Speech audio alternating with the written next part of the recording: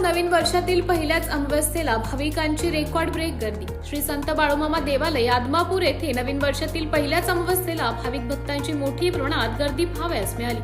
वेगवेगळ्या भागातून आदमपुरात बाळूमामांच्या दर्शनास भाविकांनी गर्दी केली होती। त्यामुळे तीर्थक्षेत्र आदमापूर येथे बाळूमामा यांच्या अमावस्या यात्रेनिमित्त राज्यभरातून लाखो भाविक दाखल झाले होते। रविवारी अमावस्या आल्याने मोठ्या प्रमाणात भाविकांनी गर्दी केल्याचं तब्बल 3 तास भाविकांना या ट्रॅफिकमध्ये अडकून पडावे लागले। भाविकांच्या प्रचंड गर्दीमुळे आदमापूरकडे जाणाऱ्या प्रमुख मार्गावर तब्बल 8 किलोमीटर पर्यंत वाहतूक कोंडी झाली होती। रात्रीपासूनच वाहनांच्या रांगा लागल्याने भाविक, प्रवासी आणि स्थानिक नागरिकांना मोठ्या त्रासाला सामोरे जावे लागले। पोलीस प्रशासनाकडून वाहतूक सुरळीत करण्याचे प्रयत्न सुरू होते। अमावस्ये दिवशी अपुरे नियोजन आणि वाढलेली वाहन संख्या यामुळे परिस्थिती नियंत्रणाबाहेर गेल्याचं चित्र दिसले। दरम्यान भाविकांनी संयम ठेवून प्रशासनाच्या सूचनांचं पालन करावे असं आवाहन करण्यात आले आहे।